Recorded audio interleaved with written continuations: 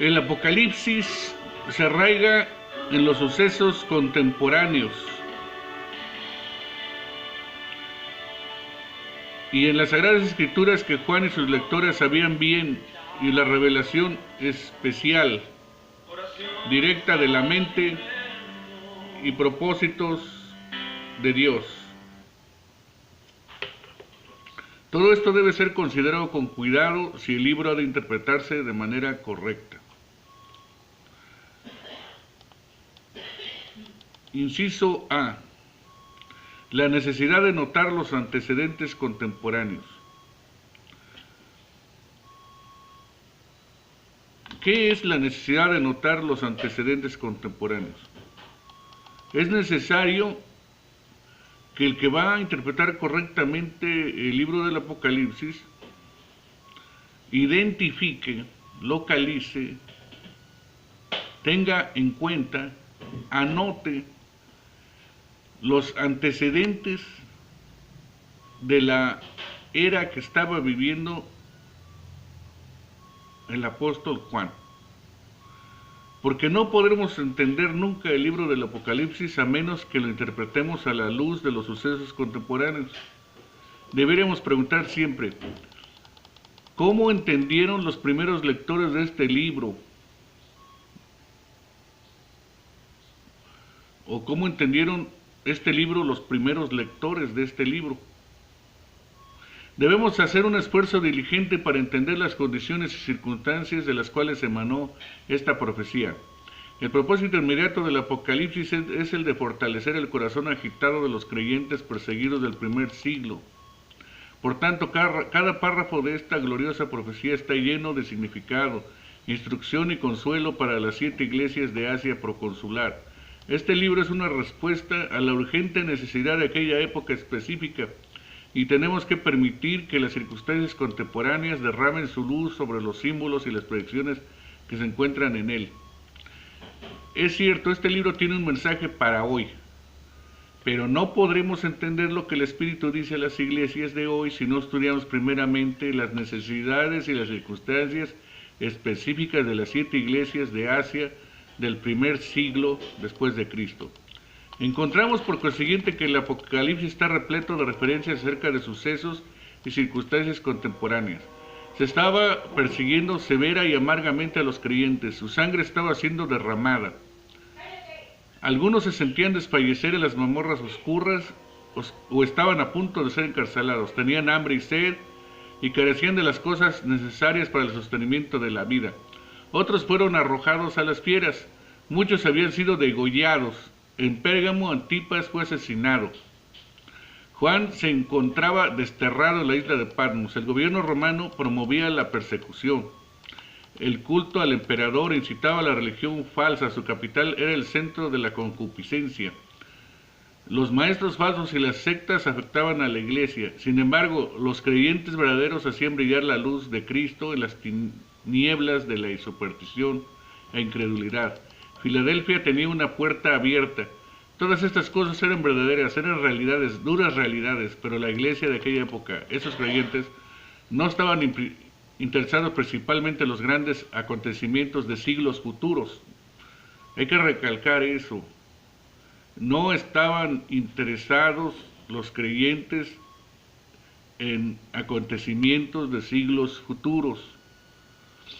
Estaban interesados intensamente en la lucha entre la luz y las tinieblas, entre la iglesia y el mundo, entre Cristo y el dragón, entre la verdad y el error, una guerra que se llevaba a cabo en sus días. El Apocalipsis es una respuesta a las necesidades urgentes de estos creyentes perseguidos y afligidos penosamente.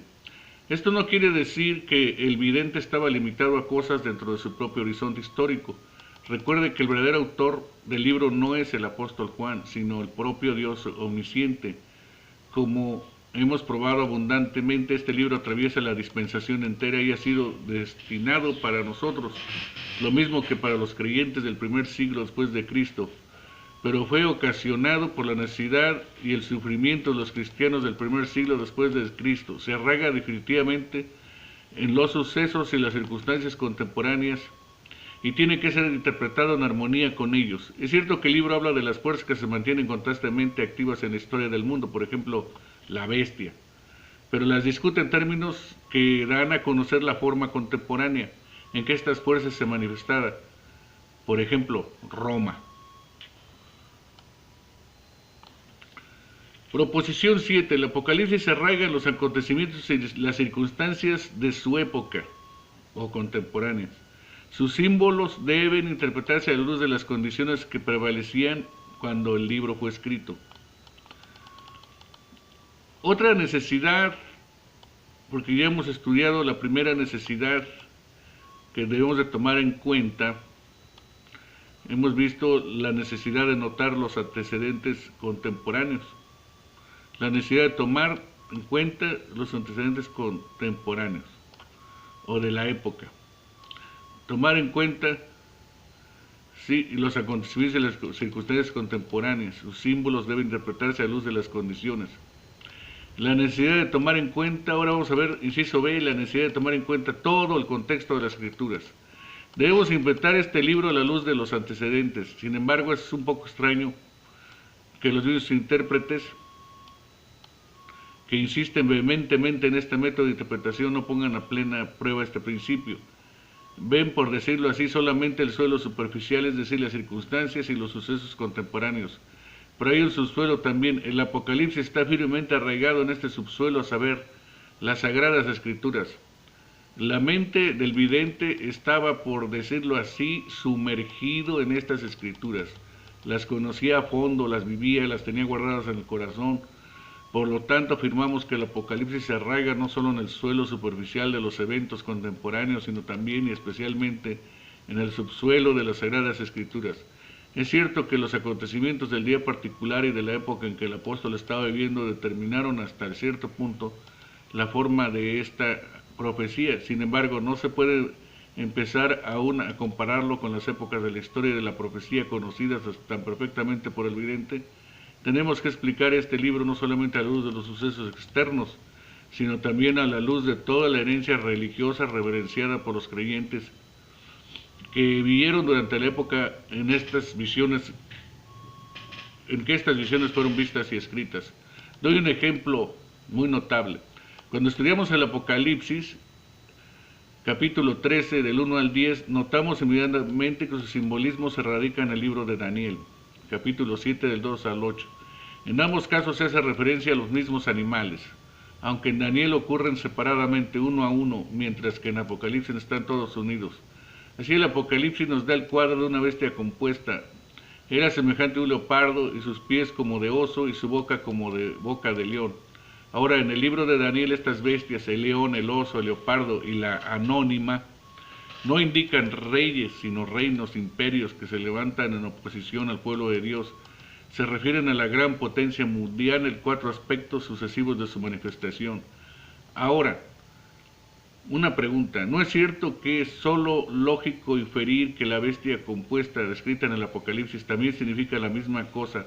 Es decir, que se refiere a la potencia anticristiana, al movimiento perseguidor anticristiano, en sus aspectos y expresiones concretas sucesivas. Respecto a esta bestia, leemos que 5 de sus cabezas ya habían caído cuando el apóstol vio la visión, pero una, a saber, la sexta, se levantó en aquel tiempo mismo. La otra aún no había venido. Ahora, en base a una comparación con el libro de Daniel, ¿no es muy evidente que las cabezas de esta bestia compuesta y descrita en Apocalipsis tienen que indicar imperios en los cuales la potencia perseguidora del mundo está personificada sucesivamente? Por ejemplo, los imperios de la Babilonia antigua, Asiria, Nueva Babilonia, Medo-Persia, Greco-Macedonia y Roma. Sin embargo, muchos intérpretes que insisten en explicar el Apocalipsis a la luz de las circunstancias contemporáneas consideran que estas cabezas representan a gobernantes individuales, a saber, Julio César, Augusto, Tiberio, Calígula, Claudio y Nerón. Estos intérpretes no consideran suficientemente el hecho que el Apocalipsis se arraiga en el Antiguo Testamento. Ven el suelo superficial de la historia contemporánea, olviden que hay un subsuelo también, a saber, las Sagradas Escrituras. Dejemos que las Escrituras interpreten a las Escrituras. Primero y ante todo debemos examinar y leer con cuidado el contexto inmediato de cualquier pasaje que estemos considerando. A veces se olvida esto, pero si no interpretamos los distintos símbolos en armonía con el contexto en el cual se encuentran, jamás veremos la maravillosa unidad orgánica del libro. No comprenderemos el hilo de la discusión. Después que el contexto haya sido determinado de una manera definida y haya recibido la justa atención, se debe consultar los pasajes paralelos.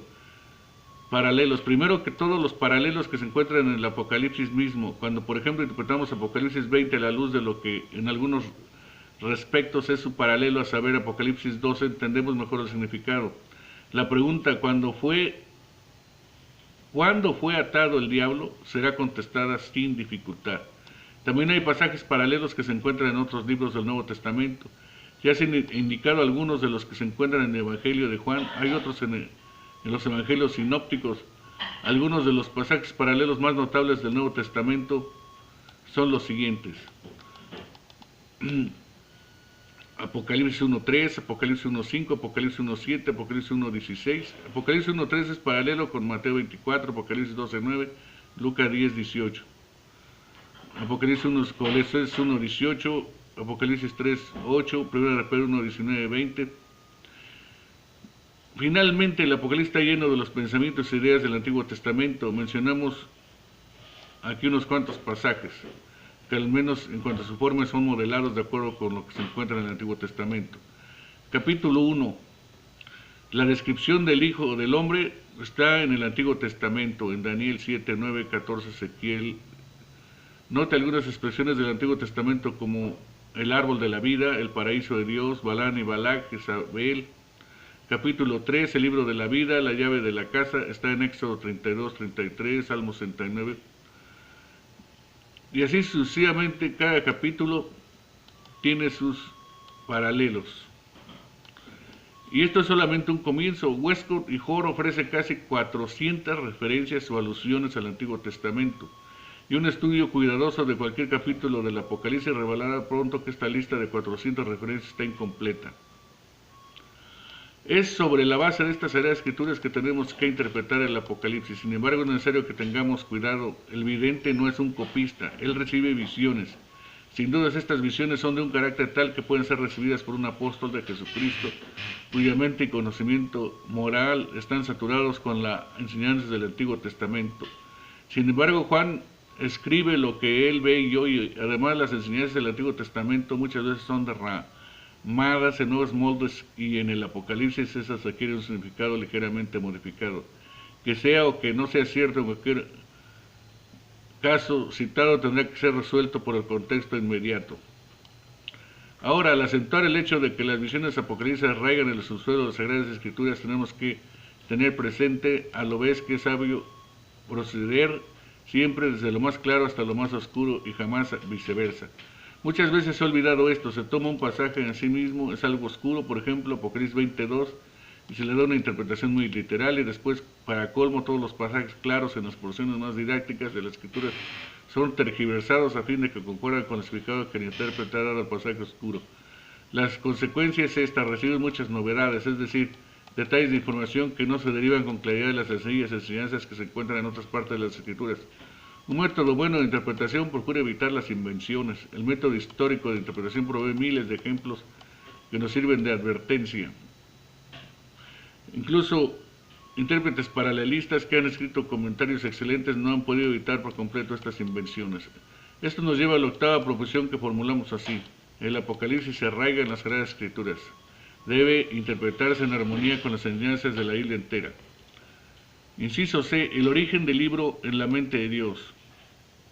El Apocalipsis se radica en circunstancias contemporáneas en las Sagradas Escrituras. En esencia se arraiga en la revelación especial directa, tiene su origen en la mente de Dios. Fue Dios quien preparó y formó el alma del apóstol para que él pudiera recibir esta gloriosa profecía.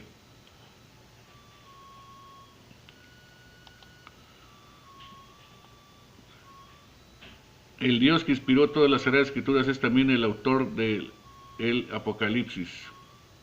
Fue Dios quien le entregó esta visión. Proposición 9. El Apocalipsis se radica en la mente y en la revelación de Dios. Dios en Cristo es el verdadero autor. En consecuencia, este libro contiene el propósito de Dios con respecto a la historia de la Iglesia.